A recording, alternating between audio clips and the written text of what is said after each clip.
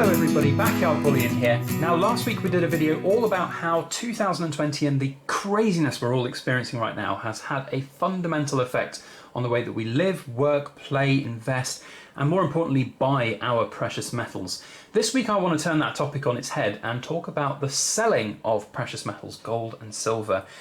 It's a really important one, and it's one that I feel very strongly about, having talked about exit strategies countless times here on my channel before. I do think that 2020 has had a fundamental shift in our attitudes towards selling, in good ways and bad ways, and there's numerous avenues that have changed somewhat for us here in the Backyard Bullion household that we want to continue to evaluate over time. So I hope to share some of my critical thinking on this whole process and everything that I've observed in the last couple of weeks and months. They are just my thoughts and opinions, so please bear that in mind. This is not financial advice. If you've got some opinions and thoughts on this topic, I'd love to hear from you, whether you're a new or seasoned stacker. I know a lot of people get a lot of benefit out of the comments that you guys leave down below, so feel free to comment, put a thumbs up on this video as well while we're at it. Now, what do I mean by selling precious metals? I know some of you out there might be thinking, goodness me, Backyard Bullion, why would you want to sell precious metals in the environment that we're in right now? Well, I'm very fortunate right now that we're in a situation where we don't have to sell precious metals to make ends meet. You know, we both, Mrs. Backyard Bullion and I, have incomes. We have jobs, so to speak. I do silver pouring on YouTube for a job. It's not really a job, but Mrs. Backyard Bullion has a job. She's very fortunate that she can still go out and work. There are a lot of people in this world, though, that are not so fortunate, and that economic fallout that we're seeing right now will unfortunately continue over time. Furlough schemes and government support schemes will end at some point, and employers will then have very hard decisions about the future. So having those possible exit strategies in place to sell any gold and silver that you have, I think, is just so critically important. It's financially responsible. Financial responsibility, I think, is the most important thing that anybody can practice out there. And by not having an exit strategy, at least in the back of your mind, is a recipe for disaster, and one which I have seen a number of people fall victim to. And I don't mean to sound like it's a scam, but sometimes it can feel that way. And what I mean by that is that bullion dealers, it does sometimes feel like it's very easy to put your money in, but very difficult to get your money out.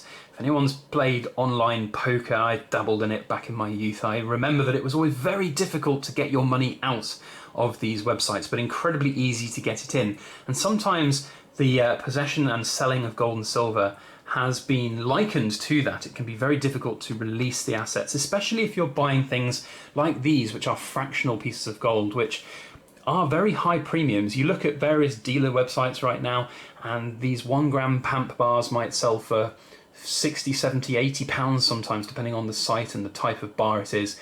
But when you look at their buyback price, they're giving you spot price. They're giving you 98, 99% of spot price for these, which is going to be like 45 pounds. So you can see that these dealers will be looking to cash in 20 pounds plus per gram of gold, which is obviously an awful lot. So where else can you look to sell some of this wondrous yellow stuff? It can be a little bit of a minefield out there. So one other logical place that people have sold lots of gold and silver in the past is eBay.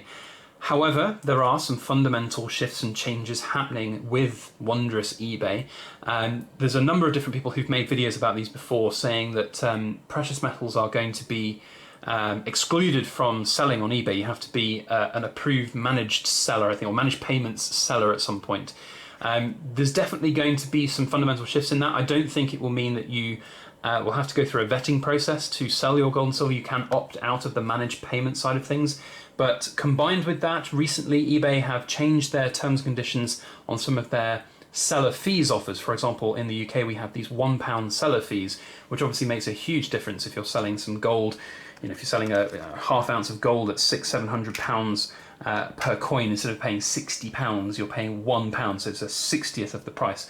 You know, there's some significant changes in eBay. Those are going away. So lots to consider from that side of things. eBay is not necessarily the go-to place to sell things, certainly economically right now. That said though, eBay still does garner quite high prices for items, so you will see 1 ounce silver bullion coins going on there for 28, 29, 30 pounds sometimes. Now that is kind of onto my second point, which is that is a market which eBay brings to you. And that market is a second-hand market of individual buyers who perhaps don't know that they can get things cheaper from dealers elsewhere. I mean, it's one of those things where I personally don't sell on eBay at all anymore. I haven't sold on eBay, I think, for at least 8 or 9 months now, for a number of reasons. First of all, I haven't really found the need to. We've had enough exposure through social media and various other platforms to be able to sell on those. But also, it does seem like a little bit, I don't know, it seems a little mercenary to be taking 1 ounce bullion coins that you can buy from Europe and buy for 17, 18 pounds and then selling them for 28, 30 pounds. That does seem very mercenary, taking advantage of these people in this world that we live in right now that has, you know, fundamentally shifted. But it is an avenue. There is definitely, you know, an argument to be had that you can get your money out that way. However, there are better options, in my opinion, which, we're looking at various social media platforms, the Silver Forum, even YouTube, Instagram. Got to always take those with a pinch of salt and care because, you know, there are, unfortunately, people out there who are going to take advantage of these platforms and look to scam, steal, do all of these horrible other things as well. So definitely things to consider there.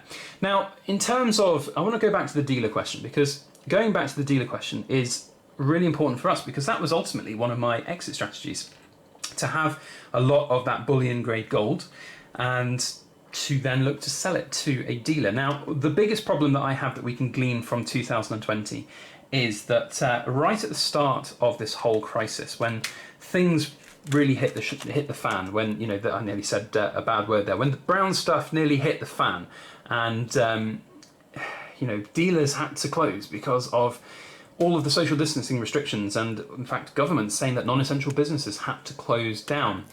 That left this really, really big void in the market because people could not necessarily get a price from these dealers. They weren't necessarily offering the buyback prices. And also it was very difficult to actually head out to the post office to actually send your stuff off to the dealers, or even often around to people on the second-hand market. So my question is, what on earth are you going to do if there's a complete quarantine lockdown? What if this crisis comes back with a second wave, or if there's another evolution of this virus in 2021 and we have a similar lockdown? How are you going to cope? And that is the fundamental question, which does bug me somewhat. It's very important to think about this. And for me, there's a couple of things that you can do to help mitigate that. So there are options online to have vaulted gold and silver. I've talked about that before, and how I don't personally think that's a good option. I don't like the idea of vaulted gold and silver. I do think that that's a recipe for disaster in a sort of big financial collapse. If companies go under, you are completely busted. At least I can, in a complete collapse, I can walk down to the shops and buy stuff with the physical stuff that I have. Perhaps I can do bartering. That is one of the things that gold and silver is good for.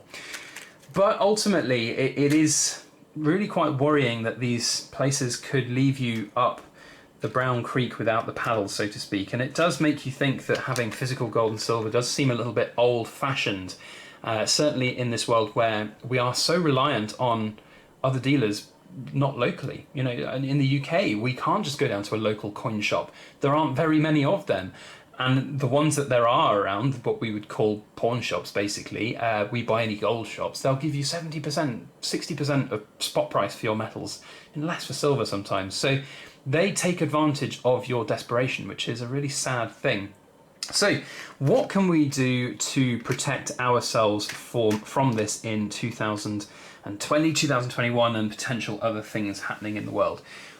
First of all, I think, for me anyway, one of the really most important things is to not have a large amount of liability. And what I mean by that is always buy responsibly. I know this is meant to be a selling-centric video, but having that buying responsibility and making sure that you've not over-committed is really important. Have your safety nets in place.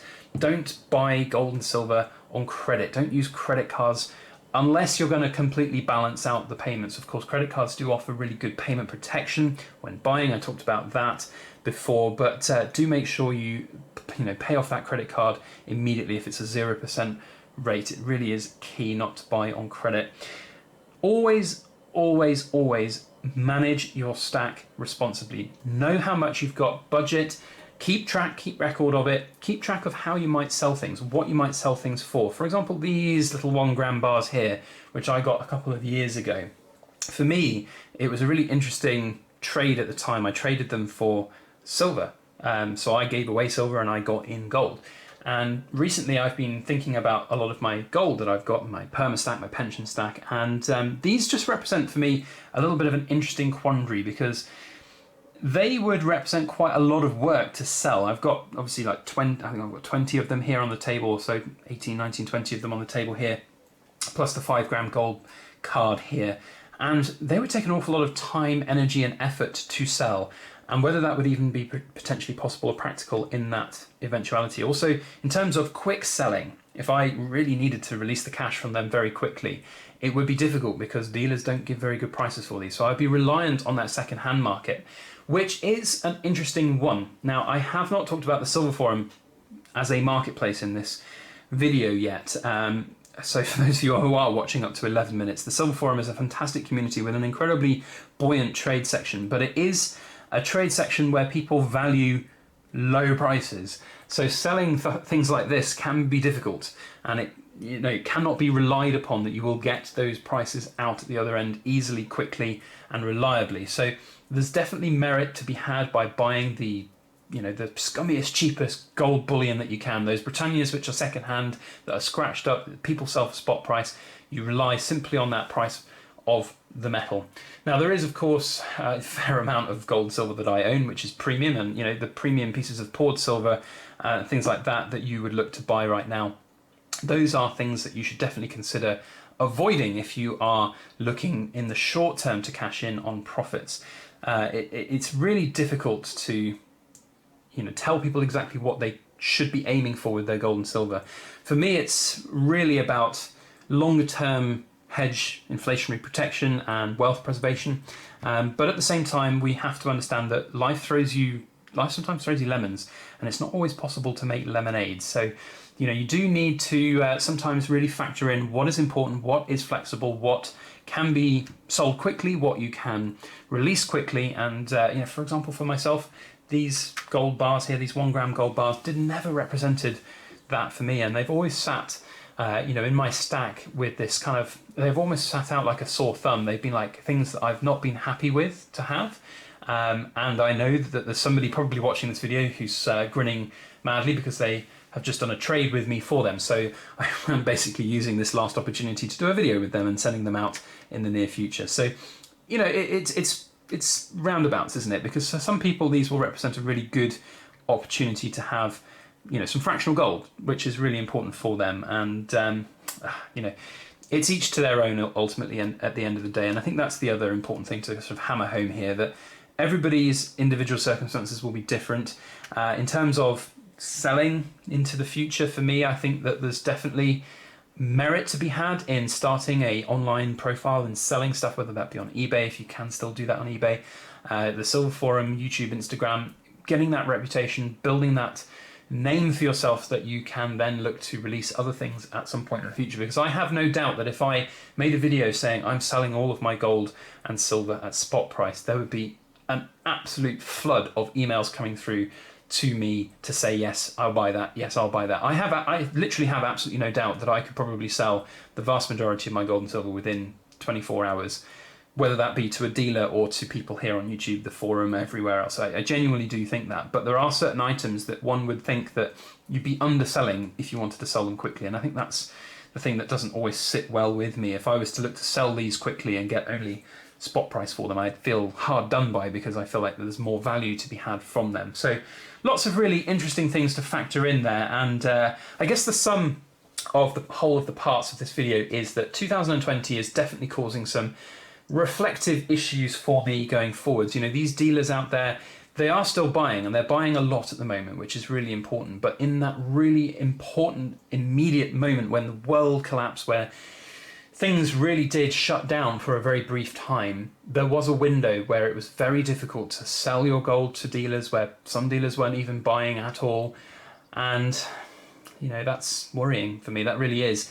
Right now, it's nice to see that there are stories out there of people who are able to sell very large sums of gold to dealers. There was a chap on the Silver Forum who sold nearly 10 kilos of gold, 10 kilos of gold to a bullion dealer in the United Kingdom. No problem. They just did the deal. Awesome.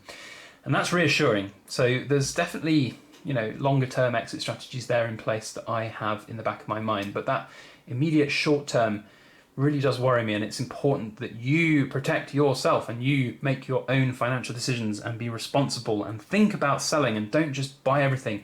It really can be a bit of a money trap. It does. I'll hark back to this situation that, when I was younger, I used to play online poker a fair amount, and I do remember it being awfully difficult to get your cash out at the other end. You had to go through so many hoops of ID and waiting 3, 4, 5 weeks sometimes for these cash out processes. And you understand why, because they don't want you to cash out. They don't want you to sell that money. They don't want to have to pay you the proceeds. So yeah, lots of interesting things to think about. I would love to know your thoughts and opinions on them. Please do feel free to comment down below. And if you're a BYB Rambling Society member and you've watched all the way to here, minute 16, thumbs up to you. Thank you. We love you. Let us know if you're a BYB Rambling Society member down in the comment section. Otherwise, that's it from us. If you enjoyed the video, please make sure you hit the thumbs up on this. It does help everything that we do here on YouTube, spreading the video out to people new and old. And if you're not subscribed to the channel and you want to see videos from us in the future, then make sure you hit that subscribe button. Otherwise, that's it from us. Thank you one and all for watching. Have a very, very good week ahead, and we'll see you on the next one. Please make sure that you like, share, comment, and subscribe for more.